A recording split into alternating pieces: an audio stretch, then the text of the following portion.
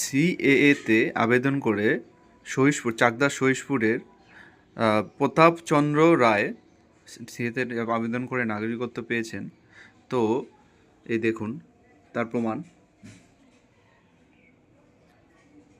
আচ্ছা প্রতাপদা, আপনি সিএতে যে আবেদন করে নাগরিকত্ব পেয়েছেন, আপনি কতটা খুশি এবং আপনি কি বলতে চান একটু বললে খুব ভালো হতো।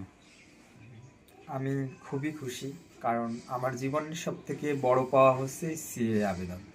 মানে আমরা দীর্ঘদিন বাংলাদেশ থেকে এসে ধর্মীয় কারণে উৎপীড়নের কারণে এসে আমরা দীর্ঘদিন এইখানে বসবাস করছি।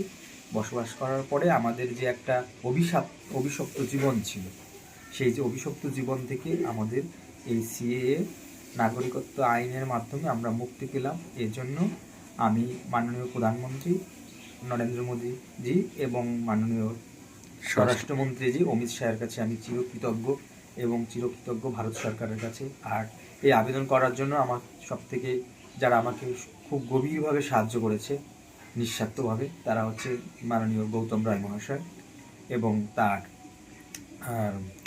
ভাগ্নে সুতর মহাশয়। এরা দুজন আমাকে খুব গভীরভাবে সাহায্য করেছে নিঃস্বার্থভাবে। আমি তাদের কাছে চিরকৃতজ্ঞ থাকবো।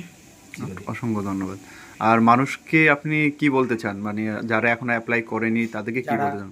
আমি সকল মানুষের কাছে আবেদন করব, যারা বাংলাদেশ থেকে এসেছেন, এদেশে যারা জন্মগ্রহণ করেন, তাদের উচিত কোনো ভয়ভীতিকে উপেক্ষা করে, কোনো গুজবকে অবহেলা করে সামনে আমার কথা বিশ্বাস করে আপনারা সিএ আবেদন করেন।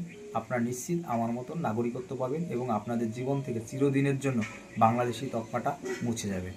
দাদা, আপনি কত সালে বাংলাদেশ থেকে এসেছিলেন? আমি 1996 সালে বাংলাদেশ থেকে ভারতে এসেছিলাম। 96 সালে। আপনি কত তারিখে অ্যাপ্লাই করেছিলেন? আমি পয়লা আগস্ট। বাহ, 2025, তাই তো? বাহ, খুব ভালো লাগলো আপনার কথা শুনে।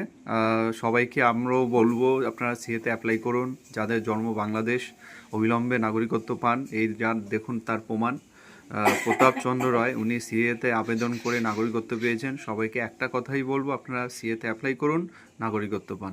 ঠিক আছে দাদা, অসংখ্য ধন্যবাদ তোমাকে। আপনাদেরও অসংখ্য ধন্যবাদ। আপনাদের হাত ধরেই আমরা পেলাম, নাহলে ওই সময় তেমনভাবে পরিচিত ছিল না। যাই হোক, আপনাদের কাছে আমি চিরকৃতজ্ঞ।